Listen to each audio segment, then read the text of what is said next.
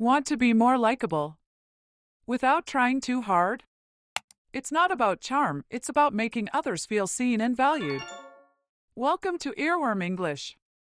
In today's episode, we'll show you simple tricks to connect better, like mirroring energy, asking the right kind of questions, and using body language that says, "I'm listening." Like, comment, and subscribe if you're ready to build real confidence in conversations. Quick question: what's one thing someone did that made you instantly like them? Was it a smile, a question, or just good vibes? Tell us below. Stick around till the end, because better connections start with just a few easy shifts.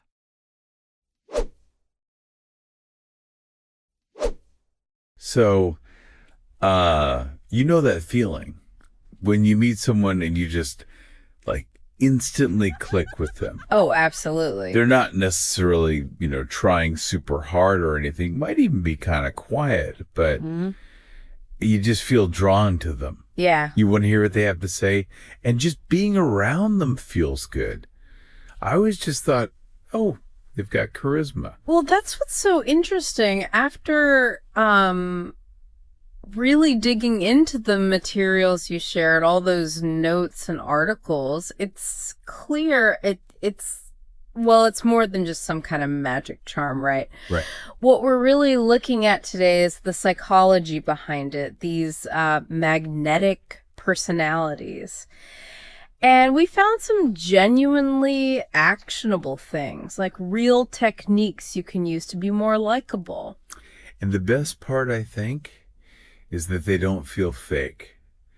They feel natural because they tap into how we genuinely connect as humans. Exactly. Which is great news, especially if you maybe consider yourself a bit shy or, awkward sometimes. Or maybe you overthink things. Definitely. This isn't just for the extroverts. Because these skills, they feel authentic.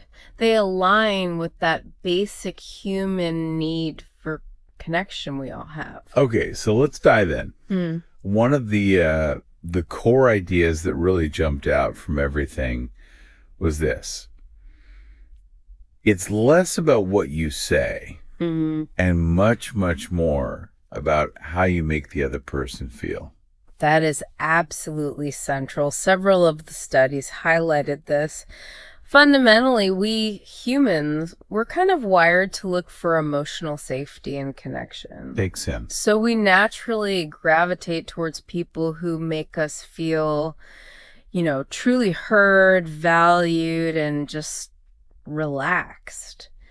When someone helps us feel that way, we automatically feel more positive towards them. It's that feeling of ease, isn't it? It's surprisingly powerful. Totally. Think about a contrast. Someone who just dominates the whole conversation, talks over you, versus someone who really listens attentively. Oh, yeah.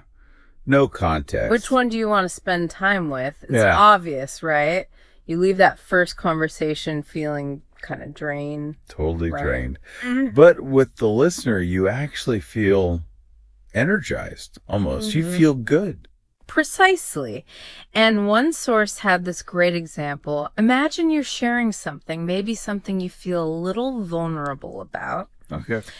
And the other person leans in a bit, their eyes light up, and they say with real, genuine excitement, something like, "Wait, are you serious? That's incredible." Oh, I know that feeling. It's like Yeah. whoosh, an instant confidence boost. You Yeah. feel completely seen. Yeah. Like what you're saying actually matters to them. That little bit of genuine enthusiasm makes such a difference. It really does. Feeling seen, feeling validated, it's core to us. So the very first practical step we can take based on this is to consciously shift our focus. Okay. Instead of worrying, what should I say or how am I coming across, to just focus on being fully present right there in the moment with the other person. Being present. Okay. Now, this next part I found really fascinating. You know how sometimes close friends almost start to talk alike or use the same little phrases. Yes, that's the mirror effect. It came up quite a bit in the research you sent over. It seems that on a subconscious level, when we feel safe and connected with someone, our brains just naturally start to subtly mimic their behavior, their posture, maybe their speech patterns. It's like a silent signal, isn't it? Like, hey, we're on the same page. I feel safe. Builds trust without even thinking about it. Exactly. It's this unspoken connection. But, and this is crucial, one source really hammered this home that you're not trying to be a robot copy. Right. Not mimicking every single twitch or nod. That would just be weird. And probably noticeable. Definitely weird.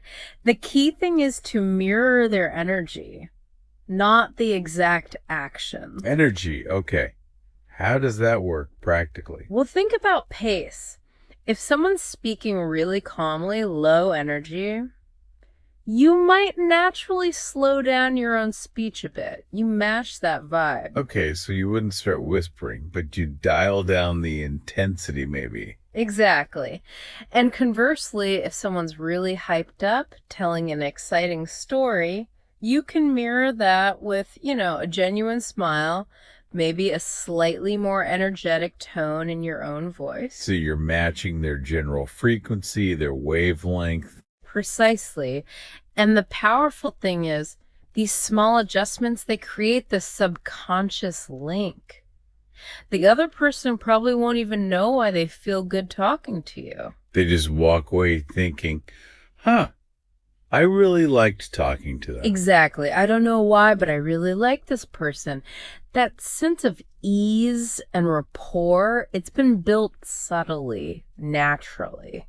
Okay, so be present, mirror the energy. Now, the actual conversation, the back and forth, that's often where the pressure points are, right? Yeah. Like, what do I say next? Ah, yes. And for that, there's a surprisingly simple but really effective technique. One of the articles highlighted it as a practical strategy. The 2-sentence rule. The 2-sentence rule sounds manageable. Tell me more. It's basically this. Aim to say about 2 sentences yourself. Okay. Then ask one open-ended question, not a yes-no question, something that invites more detail. And then this is key. You really actively listen to their answer. 2 sentences, one open question, then listen hard. Okay. I can see how that stops you from monologuing. Definitely. But why does that make you more likable, according to the sources? Because it taps right back into that fundamental need we talked about, feeling heard and valued. People genuinely like talking about themselves, their experiences, their ideas. Yeah. But even more than that, they really appreciate someone who shows genuine interest in what they have to say. It's that feeling again, isn't it? This person actually cares what I think. Can you give us a quick example of a before and after? Sure. Okay, imagine someone just says, focusing only on themselves, wow, I was so productive, I read 10 books last month. Okay, bit self-focused. Right. Now, compare that to, I've been trying to get back into reading more lately. What's the last book you read that you just couldn't put down? Oh, yeah. Big difference. The first one feels a bit like bragging, maybe. Mm-hmm. The second one shares something small, but then immediately turns the spotlight. It's an invitation. Exactly. It opens the door for connection. And bonus, it takes so much pressure off you to constantly think of the next brilliant thing to say. Right. Because your job becomes listening and asking a relevant follow-up. It makes the whole flow smoother, fewer awkward pauses. Precisely. You're less in your head worrying and more engaged with them. Okay, this is good stuff. Being present, mirroring energy, the 2-sentence rule. What about body language? Yeah. Because sometimes you can say all the right things. So your body's screaming, I'm bored, or I'm stressed. Wrong. Yeah, nonverbals are huge. One article put it perfectly. Your body language can betray you. So true. So what are the key nonverbals that say, hey, you matter to me right now, like a quick cheat sheet? Okay, think. Relaxed and open. So shoulders not hunched up by your ears. Relaxed. Got it. Genuine smiles when they're talking. Not a forced grin, but just warm, reflecting engagement. Natural smiles. Occasional nodding shows you're tracking, you're engaged. And here's a subtle one that came up in the research. A slight head tilt when you're really listening. A head tilt. That tiny thing. Why is that so effective?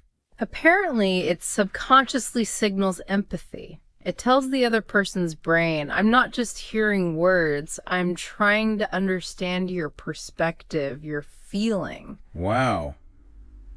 That's fascinating. Like a little empathy hack. Okay, what about eye contact? That's always a tricky one. It is. It's all about balance, like seasoning food, right? Good analogy.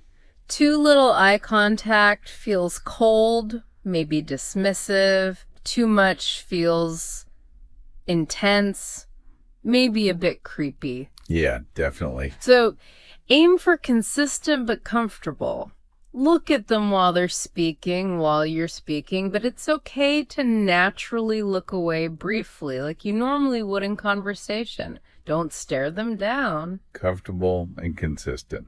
Got it. Relaxed shoulders, real smiles, nodding, the head tilt, balanced eye contact. It's amazing how these add up to show you're truly tuned in. Absolutely. They amplify everything else. Now let's talk about something really powerful, often overlooked, but it definitely surfaced in the materials. The identity feedback loop. Ooh, identity feedback loop. Sounds technical but interesting. What's that about? Okay, the core idea is this. People tend to unconsciously live up to the version of themselves that you reflect back to them, especially the positive parts, the qualities they're proud of, or maybe even aspire to have. Huh. So it's about noticing the good things in someone and actually telling them. Exactly. Yeah. But sincerely, not just empty flattery. For instance, if someone tells a story where they were really kind or considerate, you could genuinely say, wow, that was really thoughtful of you. I admire that. Okay. Or if someone just has a naturally calming effect, you might say, you know, you have such a calming vibe. People must feel really comfortable around you. I can immediately see how good that would feel to hear. It's like validation for a part of yourself you value. Precisely. They internalize that positive reflection. And because you were the one who saw it and verbalized it, they feel this stronger connection to you. You basically help them see the best version of themselves. That's incredibly powerful. But yeah, the authenticity is key, isn't it? It can't be fake praise. Yeah. Absolutely not. It has to come from genuine observation and insight. It's not manipulation. It's about truly seeing someone and acknowledging their positive traits. Done right, it can really deepen relationships. Okay. Wow. We've covered some amazing ground. Being present, mirroring energy, the 2-sentence rule, using body language that shows engagement, and this identity feedback loop. How does this all tie into just feeling more confident in social situations? That's sort of the culmination, isn't it? And it's important to maybe redefine social confidence a bit. Okay. It's not about being the loudest or thinking you're better than everyone. True social confidence, as the sources suggest, is more about an internal feeling comfortable in your own skin, not feeling that constant need to compare yourself. That feels much healthier. Yeah. And more achievable. So how do we build that inner comfort? A few practical things. One, have a couple of go-to stories or open-ended questions ready that you actually enjoy talking about or asking. It takes the pressure off thinking on the spot. Like a little mental toolkit. Makes sense. 2, actively shift your goal. Instead of, I need to impress these people, think, I just want to connect with these people. That changes everything, doesn't it? Focus on connection, not performance. Huge difference. And 3rd, this was quite reassuring from one article. Remind yourself that most people are mostly wrapped up in their own thoughts and worries. Right. They're probably not analyzing your every word nearly as much as you think they are. Exactly. They're thinking about their own stuff. Knowing that really dials down the feeling of being constantly judged. That is genuinely comforting. Takes the pressure off trying to be perfect. Can you give us one last kind of real life picture of this calm confidence in action? Sure. Think about maybe you trip over your words slightly, or you, I don't know, call someone the wrong name for a second.